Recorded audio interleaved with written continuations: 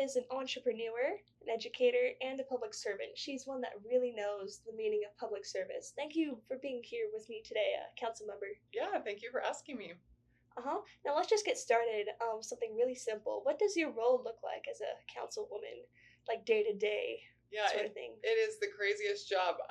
It could look different every single day. There could be something at 7 a.m. or 7 p.m. any day of the week. So it's kind of a weird. It's not an 8 to 5 office job, right? So I do lots and lots of meetings. So many meetings.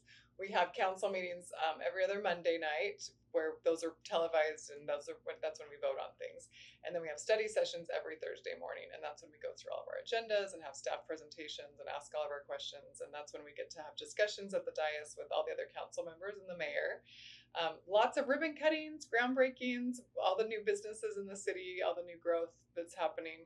I serve on 6 different boards and committees, so lots of meetings for those, different nonprofit boards. I sit on the board of the Idea Museum, things like that. So that's been a fun way to serve, as well as sitting on those different boards. So yeah. Sounds like a busy job. It's really busy. Yep. I have 6 kids. I'm a mom of 6 kids. And so that's my favorite and first job. But this is, they're older now. They are 18 to 26. So I'm not at home with all the kids anymore.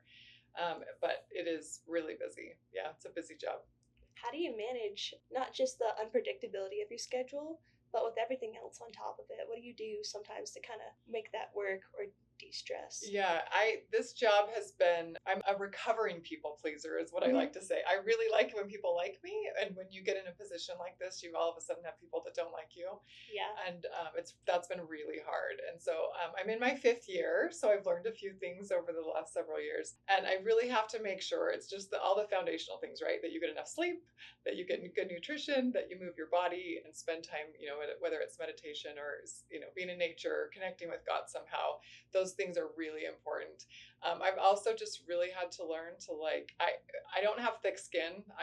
People are like, well, you have thick skin if you're in politics. I don't have thick skin, but I have learned that I have to let a lot of it just roll off my shoulders and not take it personally. So that's really hard, but really just, I love to read. I love to play the piano. I love to bake and cook. I love connecting with my husband and my children and spending time outside. So you have to just do all those things to make sure you don't get sucked into all the drama and politics of this job. So yeah. How did you end up becoming a councilwoman? Yeah, it's the craziest thing, right? I was a stay-at-home mom. We had a tree care company, and so I worked from home, doing a lot of the books for our business, but I mostly just helped out the kids' schools. So elementary, junior high, high school, I was PTO president, booster president, all the different school committees, art masterpiece. I played the piano for the junior high choirs, like all that kind of stuff, right? So I got asked to run for city council, and I said, oh, that sounds horrible. I cannot do that. And I thought that I couldn't find any passion for building permits and water rights and zoning, all that kind of stuff. And so I started watching all the council meetings, and this was in 2019. And I realized really quickly there wasn't a mother on the city council. There was only one woman out of 7 positions, and she wasn't a mother. And I just thought, my voice is not represented on that city council. I also prayed about it a lot. So I definitely felt like this was where God wanted me to serve. So that's the real reason why. But also I did recognize my voice was needed on our city council, and that it wasn't there, and the people that I'm rubbing shoulders with at volleyball games and choir concerts and all that, our voices weren't represented on our city council. And so that's when I decided to run. So nothing I ever sought to do, but I do love to serve. And I grew up here in Mesa, and so did my husband, and we decided very intentionally to raise our kids here. And so this was like a good place for me to move my desire to serve and to, a community that I love on the city council. So it's been a good place for me. So, and really hard. I bet. Yeah. You were talking about how you didn't know much about what a council member does. Yes. What's the biggest thing that you think that most people get wrong about being a councilwoman? Oh, that's such a good question. I have come to realize that local politics affect your life way more than statewide politics or national politics, and no one pays attention to it. Everyone pays attention to national politics, of course, because it's on the news. It's in the, we're surrounded by it. Some people pay attention to statewide politics. Usually people can tell you who the governor is or something. But city politics, they might be able to tell you the mayor's name. Very few people can tell you like who their council member is or what a council member does. Very few people can tell you who's on the school board. And those positions actually affect your life more than any of those other ones do. We do water, we do electricity, we do roads, we do transportation, police, fire, libraries, parks, right? Like so many things that we rub up against every single day. In fact, I loved it when I go to talk to like, a class of first graders or sixth graders or something. I'm like, what do you do in the morning? You turn on the light. Where does the electricity come from? Okay. And then you go brush your teeth. Where does the water come from? And after you eat your breakfast, where do you put your trash? Who picks up the trash? Where does all the trash go? Right? Like just thinking through like so much of what we take for granted. Yeah.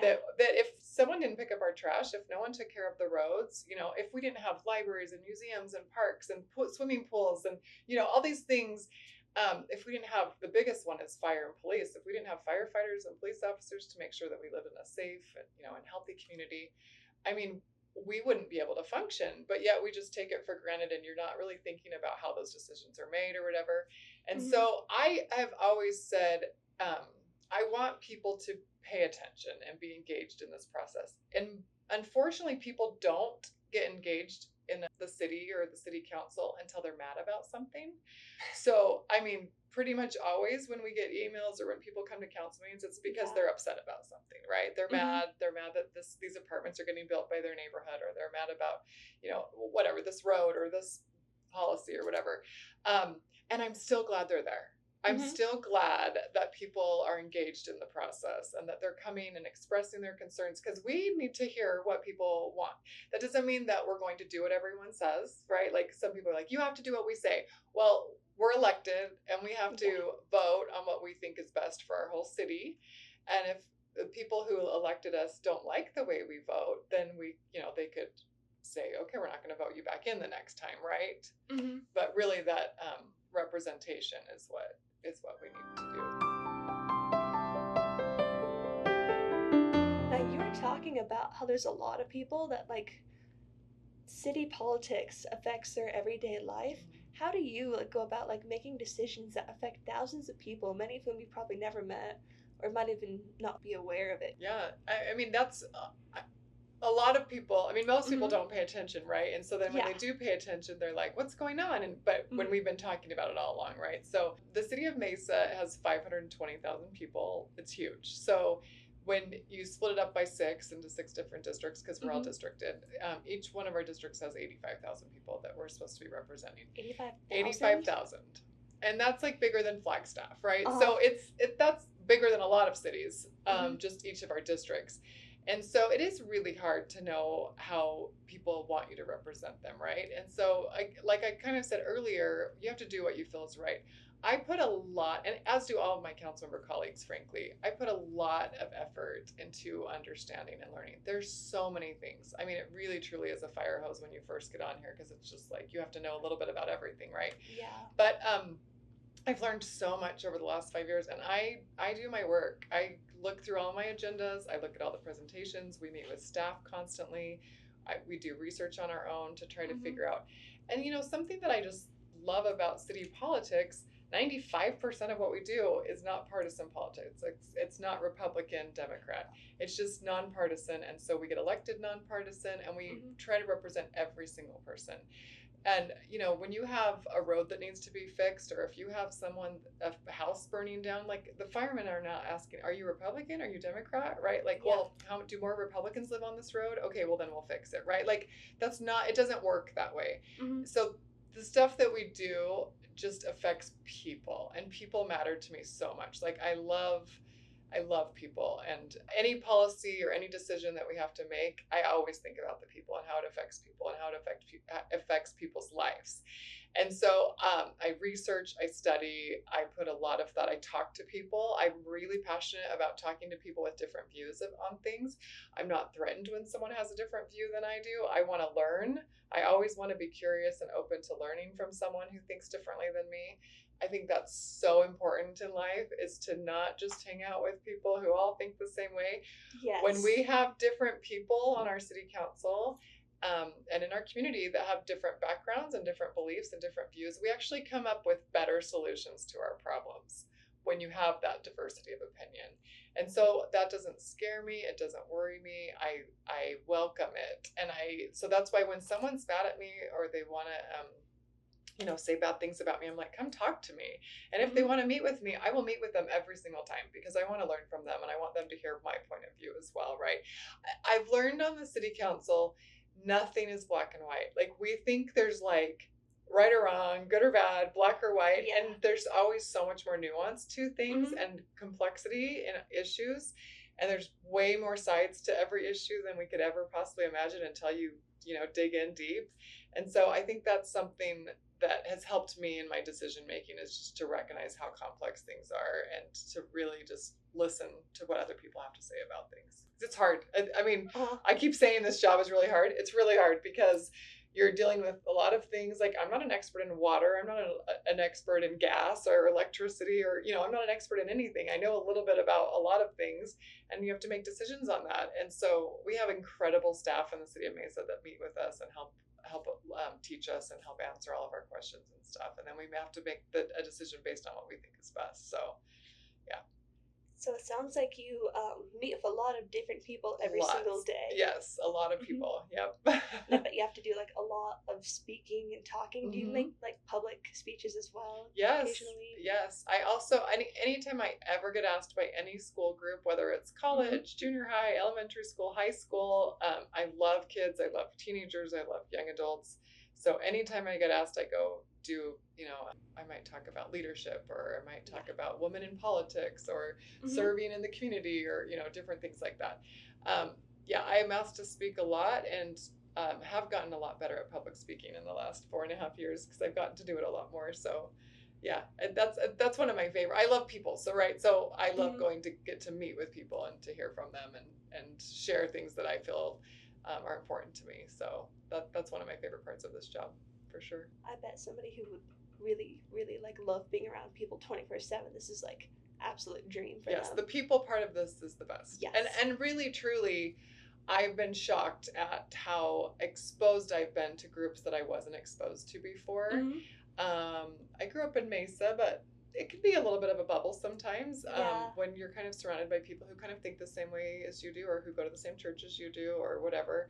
And so I got on the city council and I started, interacting a lot with people who were of different political party than I was, or people who were LGBTQ, people who were homeless, people who were immigrants, all these different groups of people, so many different faiths. I've gotten to go to, I don't know, 50 or 60 different religious ceremonies or services. And that's been so fun to see how different people worship and just how good people are. We have good, wonderful people. Oh, this another thing, there's over 200 nonprofits in the city of Mesa. And so those are the organizations that are serving people. And so there might be someone that helps with food, someone that helps with kids that are in foster care. There's ones that build beds for kids that are in foster care, helping people find jobs, helping people, all the things, like everything you can think of. There's some sort of nonprofit organization that works on that. And so there's just so many people in Mesa that are trying to help the people around them. And that's been beautiful to witness. It's been really cool. Yeah, when I was on the Mayor's Youth Committee, actually, I met so many different people that I never would have been able to meet before. And that sort of thing kind of broadened my horizons. Yes. And I'm wondering if you have any advice for youth or people who want to get more involved in their community, what they can do and how they're able to get more opportunities and expand their horizons. I feel so strongly about this because I really believe that, there's a quote that says you can't hate people up close. And so if you get to know people, even if it's someone that feels like they're on the opposite side from you in some way or another, if you get to know them, you're like, oh, you're just a human being, right? Like you're just a person who is just like me and we care about the same things and we might just have a different view of how certain things should go. But so, and I always say, like, I've had some really, really incredible experiences, and even ones that have just felt like my heart has broken as I've listened to the pain of people's stories. And I like to say that as my heart has broken, it's expanded. It's gotten more room for more love for people. And so that, I think anytime, like you said, you can be in a position or a scenario where you're getting to meet people that are just different than you is so important. And so I would say for teenagers, one of the best things you can do is to volunteer. So again, we have those over 200 nonprofits in the city, but something really cool, Just Serve, is an app or a website that you can go on and you can find something within 5 miles of your house. You can find something that you could work on from home or go to a place. So that's the place I always send people first, but also on the City of Mesa website, there's a place for volunteers that you can go and look and get connected through the City of Mesa. But I feel like as you give service and you're like, maybe you go feed the homeless at Paz de Cristo. I've taken my youth groups from church to go do that. I've taken my kids and I've gone there for city council. And when you're there with the people who are homeless and like with the heat right now, can you even imagine not having a place to go at night, right? Like that changes you when you get to be with different people. And then you're volunteering side by side with other people that are different than you, that you've never met before. And so you get to talk to them and find out why they're like, what drives you to come serve? What made you want to come serve here or whatever, right? So I think volunteering, and we need volunteers, right? And teenagers are amazing.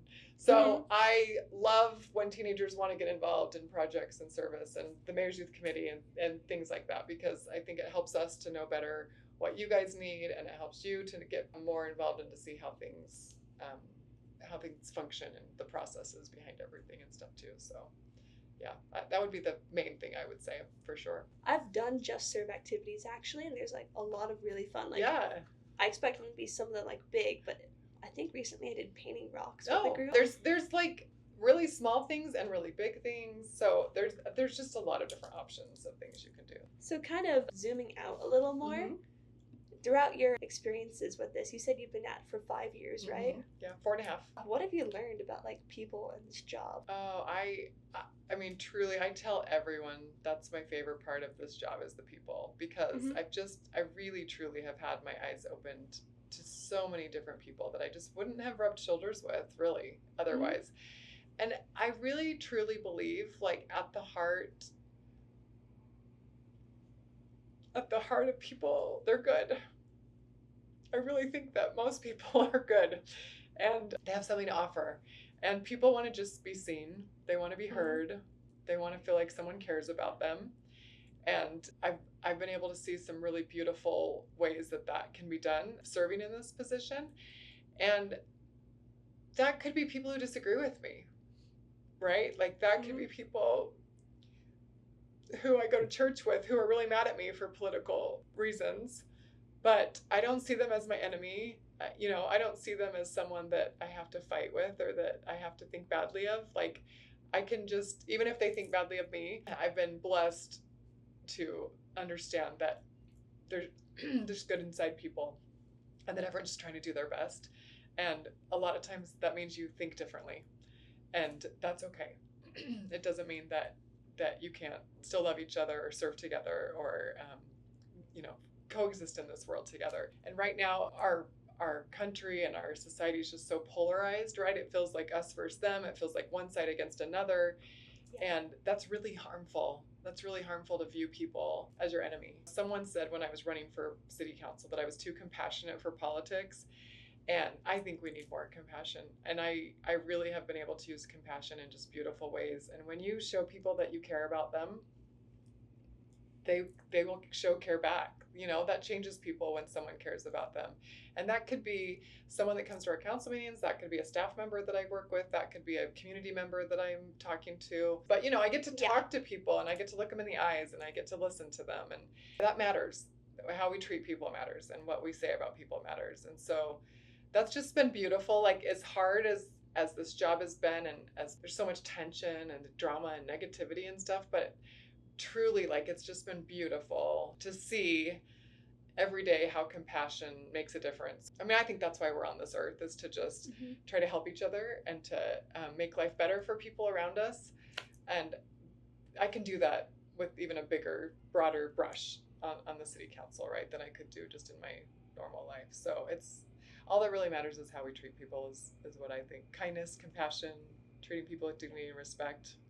Those have become like my main things that I try to kind of weave through everything else.